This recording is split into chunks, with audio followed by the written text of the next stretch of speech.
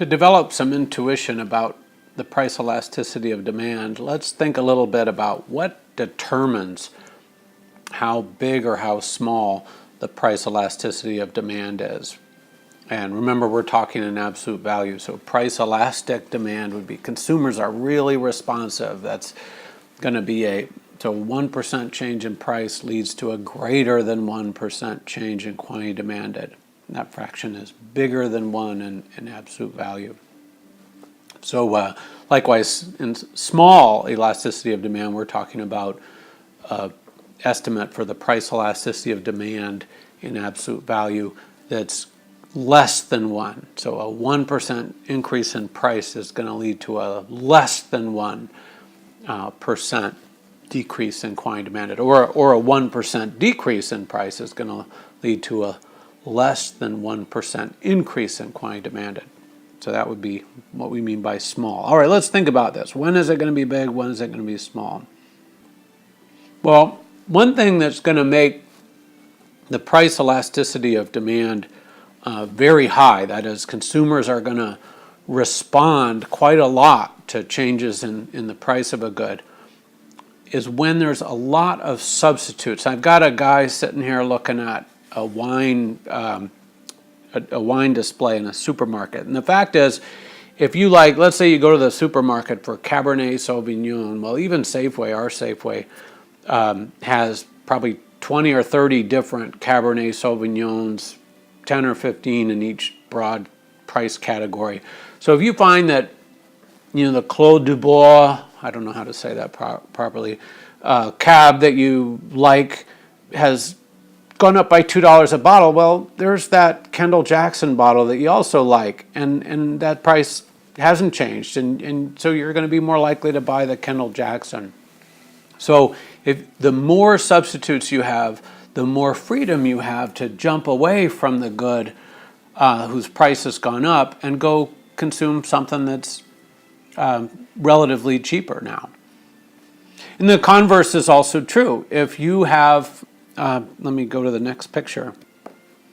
If you are a diabetic and you need insulin to live, and I mean, I don't know how many brands there are of insulin, but you've got your doctor has given you a prescription for the one type that's going to enable you to live. Well, even if you don't have insurance and you're paying out of pocket, the fact is, if the price of insulin doubles, well, you need it to live. You're going to still try to buy the same amount. Maybe you'll have to cut back and have some instability in your blood sugar levels and just live with that because you can't afford to do anything else. But the fact is, you're not going to be very responsive to changes in price when there's no substitute and you really need the thing.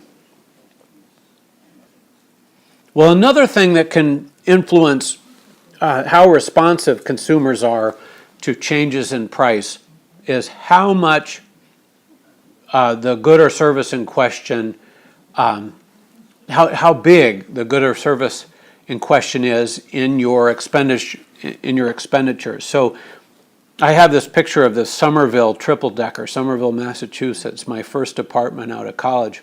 Great apartment. All these buildings had 3 levels, and the one apartment was the whole floor. And it was, I lived with a really good friend of mine. It was a great apartment. Our rent was $550 a month. My share was $275.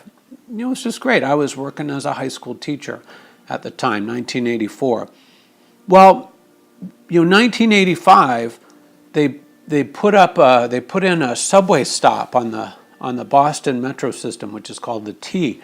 And it was a block away from our apartment. Well, all of a sudden, our apartment that used to be fairly inconvenient, you had to walk about a mile to Harvard Square, which was the nearest subway stop before that. And traffic was pretty congested around Boston even back then.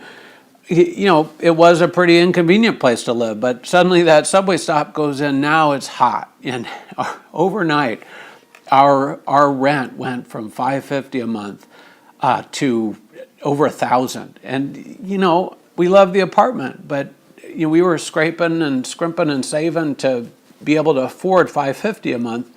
there was just no way we could do 1,000. So we moved. There was just no choice. And that's generally true. If an item takes up a huge share of your income, when that price changes, especially a price rise, you can't afford it anymore. Or a price fall suddenly makes you have a lot of money for a lot of other things, including apartments. But so the bigger the income share, the more responsive consumers tend to be to changes in price of the item. So actually jumping to macroeconomics, we use consumer expenditures on durables as part of the leading indicators. How is the economy likely to move? And it turns out that consumer durables, they're durable, so you can put off a purchase easily. So if consumers are buying them, it means they're feeling optimistic. But also, we know that buying these durables take up a big share of expenditure, and so consumers are putting a lot out on the line if they're going ahead and buying them. All right, back to elasticity. The converse is also true here. If an item takes up a minuscule proportion of your income, well, you're just not going to be very responsive. So I think I used this in class, but it's my favorite example. I'm going to use it again. Salt. You have a canister of salt. The thing costs 80 cents or something, and before I was married to a baker, I lived 10 years on my own after college, and I used maybe a half a canister. So, if salt doubled in price to $1.60 a canister, well, I'm not going to think about how much salt I use. It's just nothing. And so the smaller the income share of an item, the less responsive consumers will generally be. The third determinant of how responsive consumers are to changes in price is time.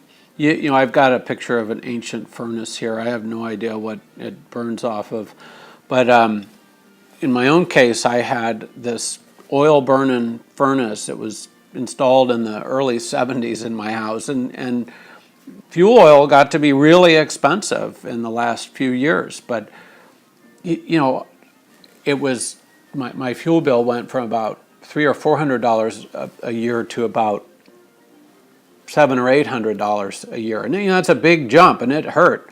But I didn't go run out and buy a furnace, and so I had to keep buying that fuel oil simply because the furnace ended up costing me about $6,000. I just didn't have that sitting around, so I had to save enough money before I could replace the furnace. It took me, 4 or 5 years to do it, and so in the short time I couldn't respond by changing my furnace and using less. Yeah, I could turn the thermostat down and insulate and stuff like that, and we did that, but it didn't dramatically reduce our oil bill. It wasn't until we changed furnaces that